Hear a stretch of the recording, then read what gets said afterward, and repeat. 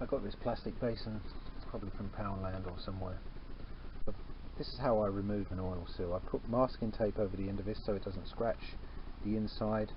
Just normally put something down so that the screwdriver don't damage that surface, and then it just lifts out. Obviously I've already done that. I'm going to clean the motor with some gunk before I take the bearings out, because I might want to heat this in the oven.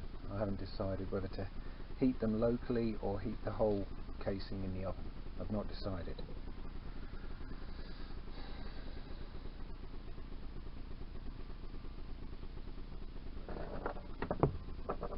Smaller bearing, smaller screwdriver.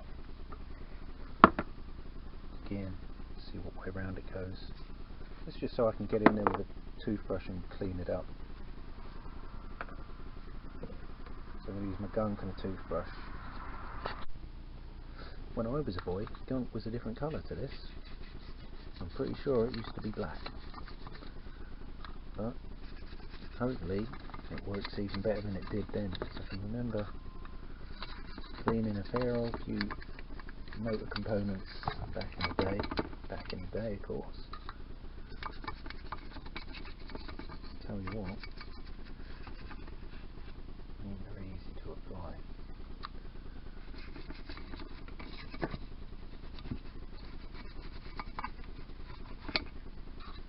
With this toothbrush. I thought it was going to be easy. I want to get in there, you know.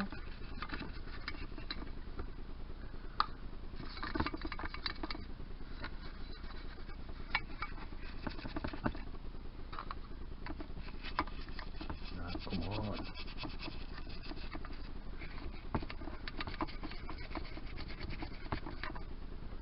See, I was going to put this in the oven, and I figured, you know, if you put a dirty old engine in the oven, hell man, that's going to make a stink. It's going to cook the old oil. So I just decanted it into a yogurt pot. Just a few, probably a little bit goes a long way, you know. You can get this in an aerosol, but to me it looked like you get less and you have to pay more, and it probably goes all over the place. I'm just saying, in some cases, I guess in some situations an aerosol would be perfect.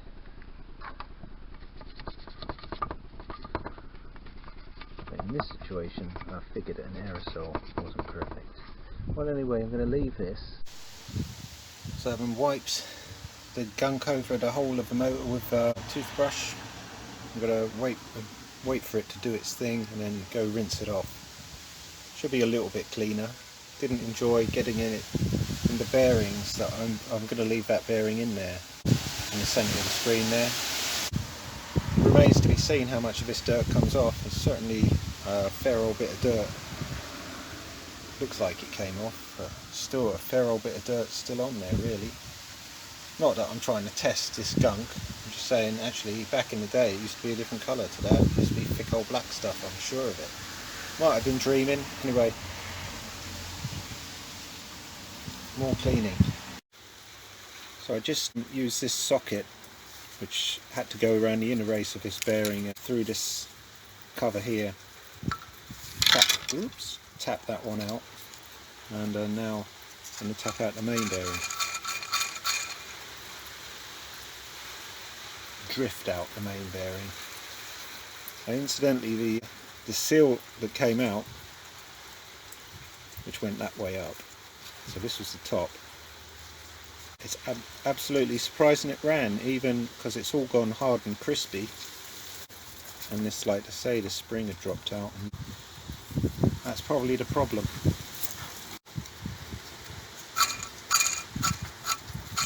Be interesting to see what the new bearings sound like.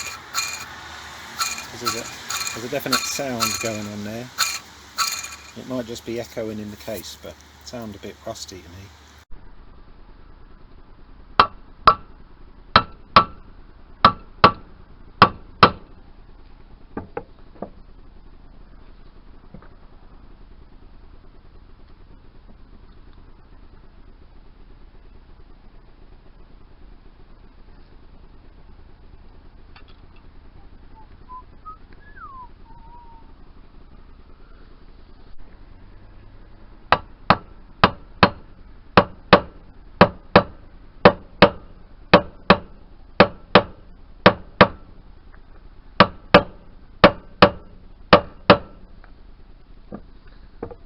I'm such a hit with my neighbours. I just see him coming back from work.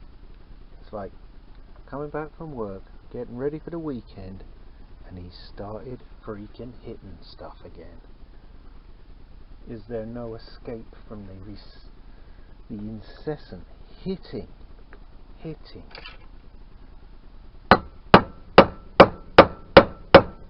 Okay, just to let you know why I keep turning it up this way. It's just in case it starts to come out and it's not coming out evenly. Because it's a press fit, you want to get this thing out square as well as in square, and indeed it is lifting up here more, so I'm going to have to concentrate on slightly hitting it here more. Luckily I've got a hexagonal drift and I can just lift it.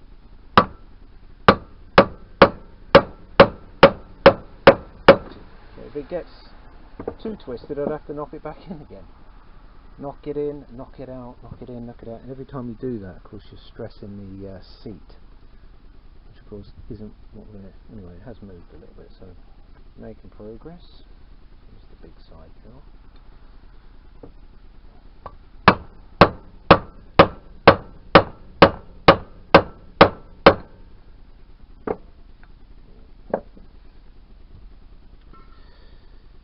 Starting to come a little bit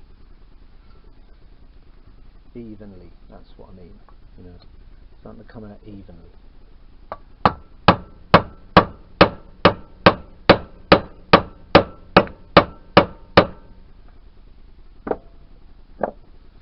Oh,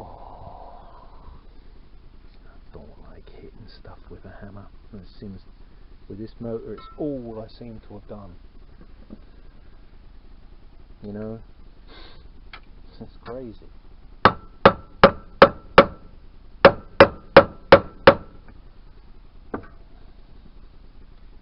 I hate hitting stuff with a hammer, and with this motor all I seem to have done is hit it with a hammer.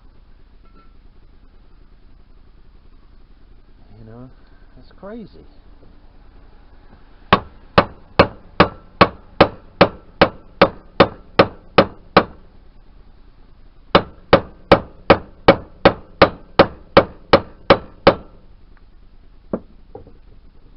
Anyway, it better be coming good now, because otherwise yeah, it's come out about 1 millimetre, but come on, we've got to get these old sugary bearings out, you know. Sugary bearings. I mean, because they sound a bit gritty.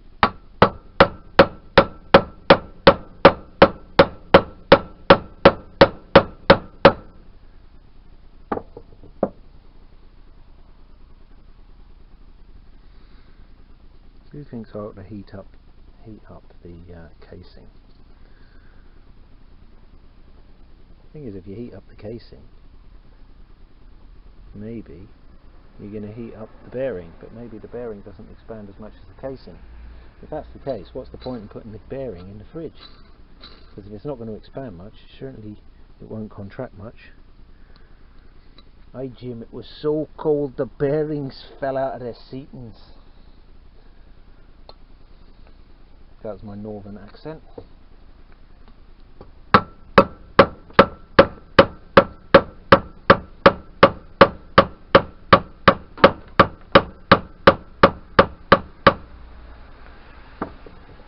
Getting into this anyway. Alright, yeah, it's certainly moved a little bit, but it seems to have stayed roughly where it was. Just checking to make sure it's coming out square. Certainly is sticking here. Comes out a bit and then it sticks there, so it's a bit of a bugger.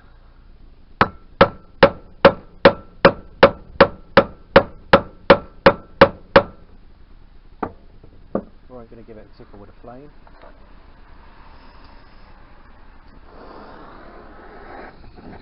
Whoa. Whoops. We'll cut that bit out, I think. Come on.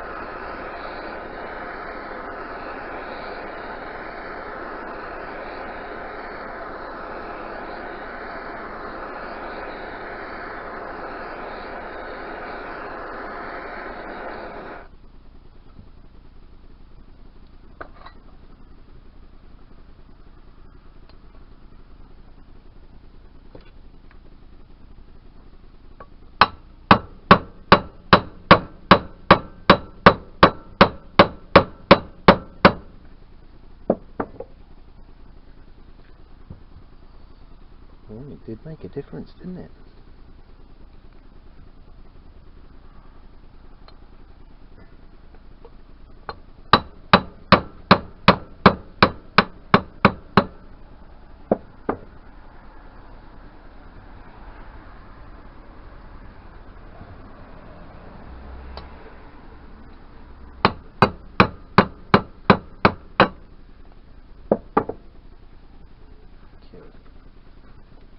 Quite a lot of trash in the flipping seating area. The bearing is warm as well. A lot of surface rust that was gripping it in there, you know.